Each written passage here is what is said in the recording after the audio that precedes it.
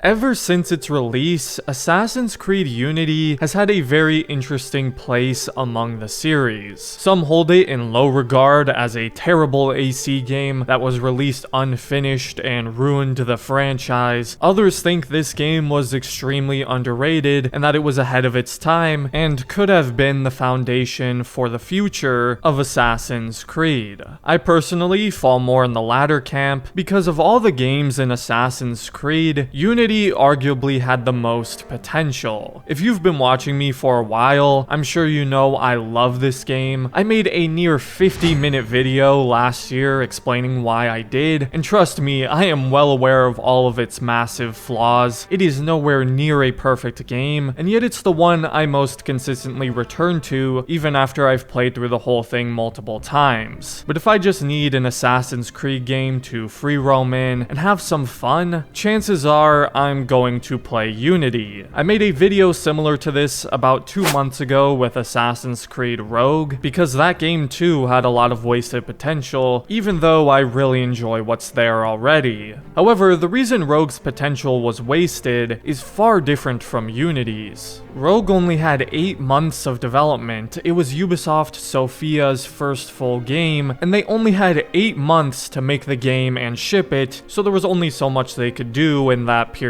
of time. And obviously that game would release on the same day as Unity on November 11th, 2014. However, Unity had a lot more than 8 months of development, obviously. In fact, believe it or not, Unity is actually tied with Origins and AC1 for the most development time in the series, totaling around 4 years, which a lot of people may find surprising since Unity launched with so many bugs and performance issues. What's even crazier to think about is Unity started development a whole year before Black Flag, and yet Black Flag would release a year earlier, and to this day still holds the title as a lot of people's favorite Assassin's Creed game. Unity started development right after Assassin's Creed Brotherhood was released. The core development team at Ubisoft Montreal for Brotherhood was split up into Montreal 1 and 2 to work on Unity and Assassin's Creed 3, where Montreal 1 would develop the bulk of Unity, while 2 developed AC3. It's kind of wild to think that Unity started development before the Ezio trilogy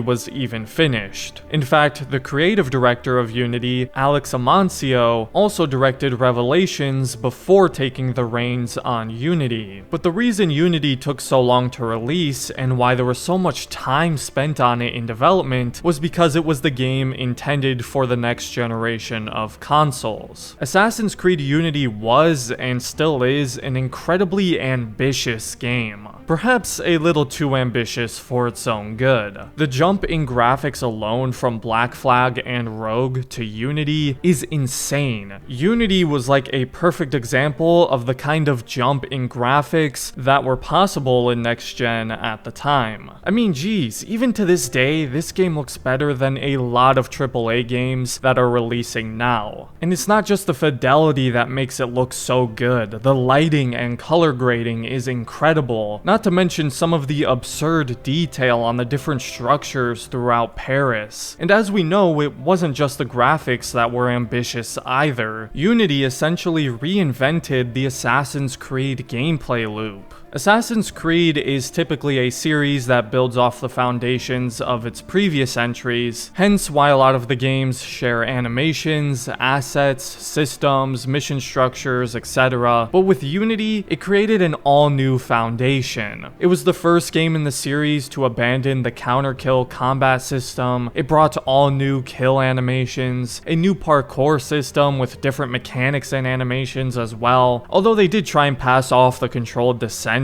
as a new mechanic, even though it was basically in the previous games, but whatever. There were black box assassinations with multiple unique opportunities for special kills and infiltration, co-op, and we could go on and on. Unity was next-gen Assassin's Creed in more ways than just the graphics. The game utilized a revamped Anvil engine to push the boundaries of what was possible in these games, including making large advancements when it comes to NPC crowds, which anyone who's played Unity can certainly see the result of. I still don't think I've ever seen so many civilian NPCs on screen in any other single-player video game. They can generate over 1,000 individual AI characters in a crowd, where they all act independent of each other and respond to Arno's actions. The crowds aren't perfect. Sometimes the AI can act a little stupid or not respond properly, but I think the ambition and scope of the crowds makes that forgivable. On top of this, there was a lot of work put into the historical detail and accuracy of the world and architecture. They had several professors and historians help with the script, and artist Caroline Miouz spent 2 years modeling the Notre Dame Cathedral to the last detail. 2 years spent on one structure in the game's development. I wonder if that's the most time spent on a single structure in any of the AC games. And on top of all of this, they brought co-op, the first and to this day only AC game to feature co-op. Sure, we've had multiplayer modes in the past, but never co-op. I think co-op gives a game way more replay value. The prospect of Assassin's Creed in co-op has so much potential, and it can be a lot of fun in Unity. But like a lot of everything else with the game, it's a very unrefined mode. Whether it's connectivity issues or bugs and latency within the mode, it can be pretty broken, but I still find lots of ways to have fun in co-op, and it offers something that no other Assassin's Creed game can. So now that we've established what made Unity such an ambitious game, and that it had some of the most development time of any game in the series, why is it wasted potential? Well, obviously the game released a bit of a buggy mess and lacks polish overall, although I will point out, despite that, the game still released 2 decent reviews on its launch, lots of 7s and 8s, a couple 6s, but overall it wasn't reviewed terribly. It still sold quite well. It's not the best-selling game in the series, but it's up there in the top 5. Considering the level of hype before its release, it's easy to see how it could have been the best-selling Assassin's Creed game. I mean, the hype for this thing was unparalleled at the time. They marketed it like crazy, made big promises, showed off its next-gen features, and it was coming off the heels of the very well-received Black Flag. However, the backlash from fans was still overwhelming, and let's face it, that was deserved. But if it didn't have such a negative launch, then perhaps the future of Assassin's Creed would be looking very different right about now, because not too long after Unity, 2 years later, 2016 was the first year to not feature a new Assassin's Creed title since 2008. Ubisoft even publicly said that this was because of what happened with Unity, and that they learned their lesson with trying to push out unfinished products. And with that, the foundation Unity had established, and all the ambition and innovations made with the game, and that were carried on in Syndicate, was abandoned in favor of something new. So Unity launching broken, I believe, is attributed to its overambition, and Ubisoft pushing for the game to be released in the 4th quarter of 2014. I imagine Montreal was well aware of the game's technical issues. It was originally supposed to come out on October 28th of 2014, until it was delayed almost a month into November, and in hindsight, it should have been pushed back even further, but then it misses the holiday window and an annual release timing, and I'm sure some higher-ups at Ubisoft didn't want that, as it could affect the game's sales. Let's not forget, it was made for the next-gen consoles as well, so there was pressure to have the game out with those new consoles as soon as possible. Unity is way less buggy today, of course, but the lack of polish and refinement is still present. I still get occasional bugs in this game, but the core value of Unity is so good, and it will forever frustrate me that it was rushed, despite having one of the longest development cycles of the series. I genuinely believe this this game had the potential to be the definitive best AC game. Some people may still consider it the best, but that could have been a more universally shared opinion. Not even just the potential of the game itself is wasted, but the foundation it laid down as well. The gameplay and assets of Unity could have shaped the future of Assassin's Creed, but instead it's a small footnote in a massive series. I do actually believe Syndicate did a decent job at building upon Unity,